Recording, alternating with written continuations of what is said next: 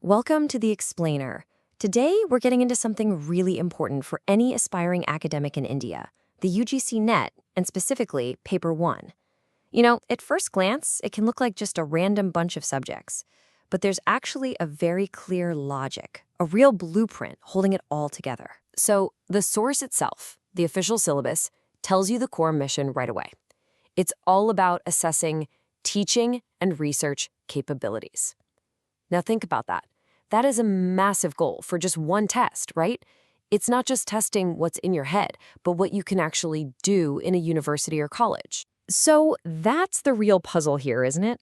How on earth can a single exam, especially a multiple choice one, actually evaluate something so broad? It's a great question.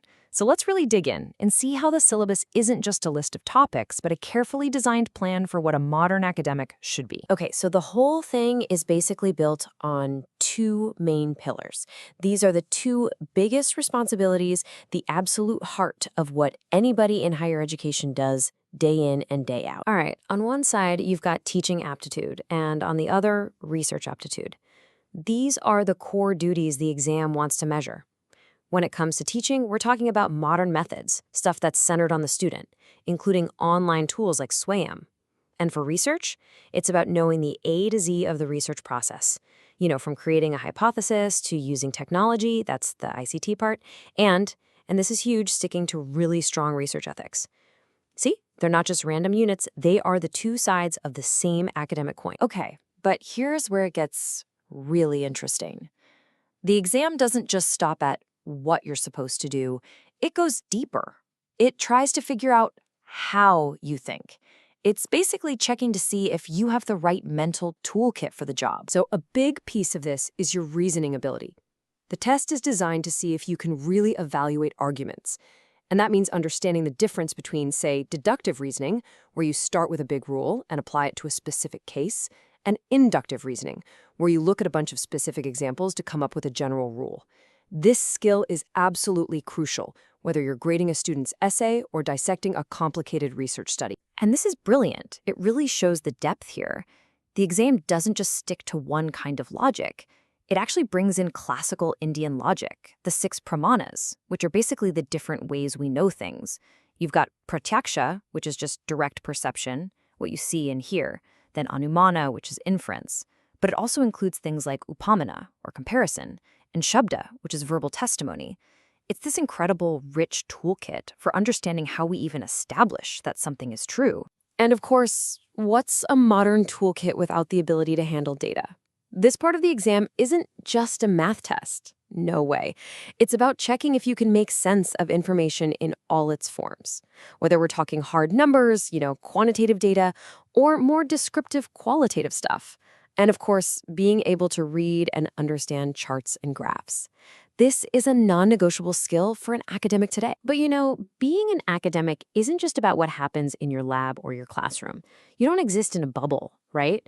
So let's move on because the syllabus recognizes this and builds out the wider world you need to be a part of. So to really be effective, you need to be aware of a few big things. First, you have to be a great communicator. Second, you've got to be digitally savvy. That's the ICT part again. Third, you need to understand the big global issues, like the environment.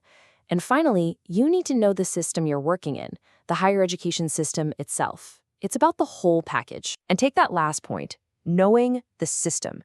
That means knowing its story. The exam actually expects you to know how higher education has evolved in India since independence.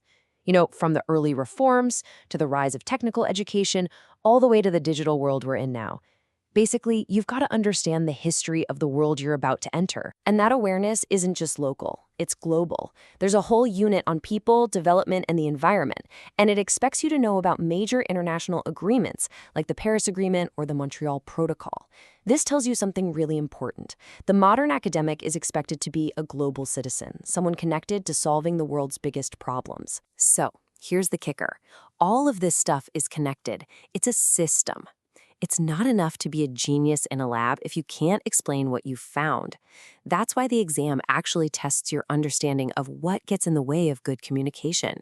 It's constantly linking your knowledge back to the very real, very practical job of sharing that knowledge with other people. Okay, so let's put it all together. You've got the two core jobs, you've got the mental toolkit, and you've got this awareness of the wider world. When you step back and look at all those pieces on the board, what do you see? It all comes down to this number, 10. The entire framework is boiled down into 10 distinct units. And get this, the exam pulls exactly 5 questions from each one. That means it's not random, it's perfectly balanced to make sure you're tested on the whole profile of a modern academic. It's a really deliberate, holistic checkup. And that's really the big idea here. Paper 1 is so much more than a pop quiz. It's a test of not just what you know, but how you think and how you engage with the world. It's checking to see if you have the whole package. You can teach, you can research, you can think, and you're aware of the context you're in. So, what we've been looking at is a blueprint for the academic of right now. But that just leaves us with one final big question to chew on. As the world keeps changing, as technology and society evolve, what's this blueprint going to look like in the future? What will the academic of tomorrow need to know? Something to think about.